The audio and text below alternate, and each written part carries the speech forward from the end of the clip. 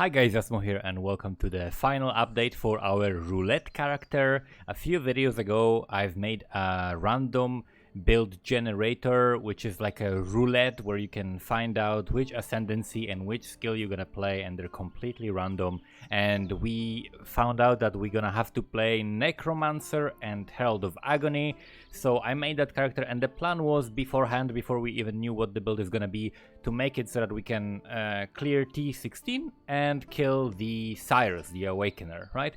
And we managed to do just that. You can see the T16 clear. This is actually a very fun T16 map because it has the poison sextant. Poison sextant makes it so that for each poison on you, you have 6% increased movement speed, so we get up to 600% increased movement speed, so we get like little zoom boosts of speed whenever we have 100 poisons on ourselves. So it's really crazy, and sometimes you cannot even control your character. It moves so fast. It also adds damage, but it adds only damage to us, not to the Herald of Agony, so it doesn't really matter that much. It's just the speed. It actually hurts you more than it helps you in this particular case, but it's definitely fun to play with. As you can see, I'm standing in the middle of all the horrible clusterfuck shit damage from Delirium and other mobs, and like so many explosions happening at the same time on top of me, and I'm fine. So clearly the build is pretty tanky. We have like 75 spell block, 75 attack block, plus recovery of life on block, so it's pretty tanky. A bunch of armor, Valemes, and so on. You can, if you level and min-max this character a bit more, you can get like 7,000 alive without pretty much changing any gear, just getting better rolls and better stuff like that, and having a few more levels. Other than T16s, we of course cleared all the guardians, not guardians, what are they called now? Conquerors. We killed all the conquerors with Awakener level 8. The conquerors are very, very easy. The one that's annoying, I guess, is Baran, I guess he's called, because you cannot always stand on him when you have these squares that you have to dodge. Every other one is like super easy. I mean, this one is also easy, but you have to wait for him to come to you sometimes. That's it. Very easy fights overall. And then there was, of course, the Sirus fight, which I hate this fight so much. It's such a bad fight. It's such a horribly designed fight, with Sirus being out of your screen so many times, and he keeps teleporting away, and there is shit on the way, so you cannot walk to him because you have to dodge that, and then by the time you get to him, he teleports away again. So playing a character like this, I definitely do not recommend for Sirus. This is like the worst character you can play for Sirus, pretty much, because you need uptime on your Cyclone to stack the poison so that Herald of Agony attacks. The Stormbrand version of Herald of Agony is amazing for this fight. Like that's the character you want, right? Because you just put Stormbrand, it sticks to him. You don't need to worry about anything. You just run around, dodge shit. It's so easy. But the Cyclone version of Stormbrand is a pain in the ass to do this fight. And also on top of that, during this fight, we also disconnected. So that was doubly frustrating. But I killed him, and I'm done with this, and I'm probably done with this build as well. We didn't get any loot. We just got the gloves that I bricked pretty much after like putting a few Val orbs into it. So let me talk about the character. There will be PoE in the description so that you can copy it if you want. It clears maps very comfortably. It's just not a bosser with the Cyclone version. Like maybe, okay, it's a bosser. It's a good bosser, not a Sirus killer, okay? Like anything except for Sirus, I feel super confident going into it, but Sirus, so annoying. Such an annoying fight. So, let's start with the skills that we have. I didn't min-max them at all. Like, this character can be min-maxed even more. I have some good shit on it, but there's still so much room to min-max. We have Lionized Vision, which gives us Pierce, because Pierce is great with Herald of Agony. Then we have Herald of Agony level 21, plus 5 from global modifiers, so we got 26. Awaken Vicious Projectiles. Vicious Projectiles is pretty good damage. You can replace it for faster attacks, actually, for clear speed. Then we've got Minion Damage and Minion Speed, because we want it to go fast and deal damage. Deathmark support is pretty much mandatory. It helps you target invulnerability totems, it helps you target the boss, it helps you target the right thing that you want to hit with your Herald of Agony. I have it bound here and it's definitely very, very necessary and useful. And then we have damage on full life because our Herald of Agony crawler is always on full life, so it's just, you can get 50% more damage. Why not? So that's the stuff that we have in the chest piece. We have faster attacks and shield charge here. Then we also have flame dash, so that's our movement. Then we have convocation and Val Molten Shell. Cool thing, it gets +2 from global modifiers, so we get level 22 Val Molten Shell. If I just pop the regular Molten Shell, that's 4.3k extra life, and then even more if you actually use the Val version of it. Then we have Rise Spectre, Blood Magic, Summon Holy Relic, and Minion Life. Minion Life is the best survivability you can have here. If I had this helmet with more than +1 to socketed minion gems, then Rise Spectre would be higher level, Summon Holy Relic would be higher level, and Minion Life would be higher level, and they will basically like never die. If you have like a +2 to helmet, then you get +2 minion life because it actually also benefits from it, and +2 each of those.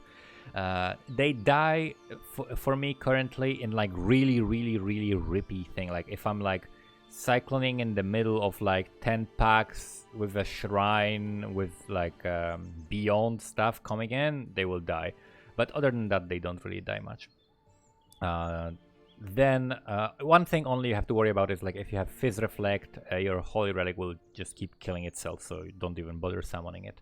And Blood Magic is here so that the Spectres can cast whenever they want, right, without having mana issues. The Spectres I'm using is, 2 of them are the guys that give me proxy shield, right, so that I cannot be damaged with like from hits from the outside, and then one of them is the Frenzy Charges ape. You can use 2 Frenzy Charge apes and 1 proxy shield, whatever setup you want, but 1 is usually enough, so that gives me Frenzy Charges and Herald of Agony charges as well.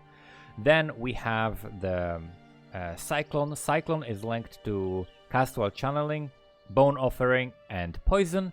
If we had better rolls, if I had Herald of Agony has 100% increased buff effect and 100% increased buff effect here, then I would only need like 10% chance to poison somewhere and I could drop this poison support. Or if I had like, without that additional 10%, I could just run lesser poison for like extra added chaos damage, which is better than scaling the poison damage. And basically this allows me to, whenever there are corpses and I start spinning, I get the Bone Offering, right? And that helps me get my block up. Together with Tempest Shield, let me show you, when I start spinning and doing stuff, 75, right? Chance to block, spell, and attack damage.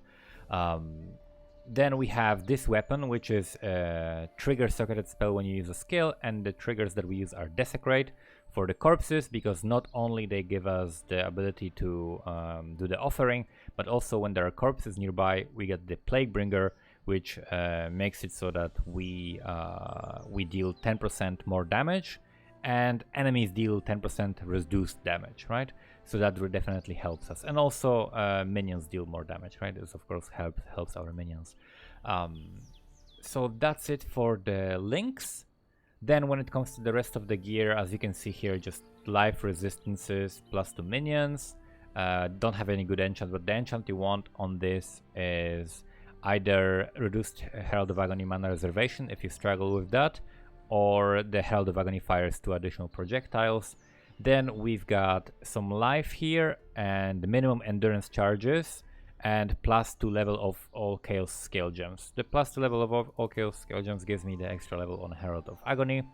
One thing that I didn't mention is also Rise Spectre. In order to summon 3 of them, you need level 25. So we get +1 from this helmet, we get +1 from this weapon, we get +2 from Unnatural Strength, and it's a level 21 gem, right? So that's how you get Rise Spectre level 25 easily. So yes, that's the amulet, and we have minimum endurance charges craft here.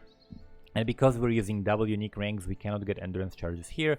So in order to get to 3 permanent endurance charges, I have a shield This is what is it, Warlord Influence Shield with minimum endurance charges. You can craft these. I basically was spamming pristine fossils on this, and you can get some insane rolls. Like you can get you know, a high life roll with percentage life recovery on block, with flat life recovery on block, and minimum endurance charges, and that would be just absolutely insane, right?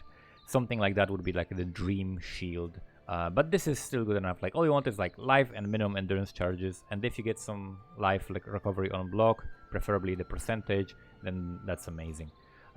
That's the shield. For boots, you want elder boots because you want gems are supported by level 20 fortify.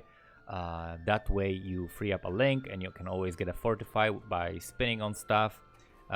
Just resistances and life, and also dex. Like I have so many little additions like for dex because we need a bunch of dex. So like if you look at the jewels that I have, you'll notice like, oh, this one actually doesn't, but you'll notice so many of them have extra dex, right? So increased strength and dexterity. Here we have, this also doesn't have dex. Where are all my dex jewels? I guess I dropped them because I picked up some dex on other pieces of gear. But this is a very dex starved build. Like I even had to roll this with dex, you know, the anti-venom. But I'll get to that in a moment. Rest of the gear. We've got the belt, which is just resists and life. Can get a much better one if you want. Tomb Fist is great because you get Intimidate, which increases the damage, physical damage taken by 10%, so it's basically 10% more damage multiplier for your Agony Crawler, and then also maim the enemies. You just need to have the two right jewels. As you can see, that's another one with dex. And I also have a chance to blind enemies on hit with attacks, and I wanted to like increase that. I would add more of that to my jewels if I wanted to min-max this better. Like having the enemies blinded definitely would help you, and since you attack so much and you have 100% accuracy, you can definitely blind them a bunch. I have a video on crafting this dagger, so if you're interested how to craft this dagger, check like 2 videos before this one, and you'll see how I crafted this. A +2 with triggered socket spell plus minion attack speed, which we benefit from through Spiritual Command. Very, very amazing weapon for this build. For the flasks, we have bleed removal, freeze removal, shock removal, speed, curse removal, and that's it pretty much for the gear. When it comes to the passive tree, oh, we also have Anointed Ravenous Horde, which allowed us to drop a couple of the travel nodes and some of these, which are good nodes, but it's really nice to be able to skip this and then go and grab all of that life, right? So we're grabbing a lot of life here, as you can see, like life, some elemental resistances. We've got max elemental resistances plus additional physical damage reduction. Here we're picking up Resolute Technique so that we don't have to worry about accuracy, and with every hit we poison and we do all of the other stuff that we want to do. Also have some like mana gain on hit, also have life gain on hit. Not sure. Yeah, this has like +2 mana gain for each enemy hit with your attacks. Very useful with cyclones so that you never run out of mana when you're cycling on top of stuff. I dropped mediums here. I found them to actually not be that useful. It is a damage loss, but basically we gained this, right? We gained this and this. I gained a lot of tankiness for losing a little bit of damage, but not that much damage. I think it was worth it. The character feels much tankier with all of that. And basically what we want here is the Lone Messenger, which is what this build is kind of based around, right? We're maximizing the Herald of Agony because that was the challenge. And then Anti-Venom, which means that I'm unaffected by poison, that I reflect to myself through the Golden Rule. This also has Corrupted Blood cannot be inflicted on you, which is kind of a necessary thing if you want to be fighting Sirus. And this is like a max roll, and you know, we get extra chaos res for poisons on me, and I just reflect poisons whenever I inflict them so that Herald of Agony gets more stacks.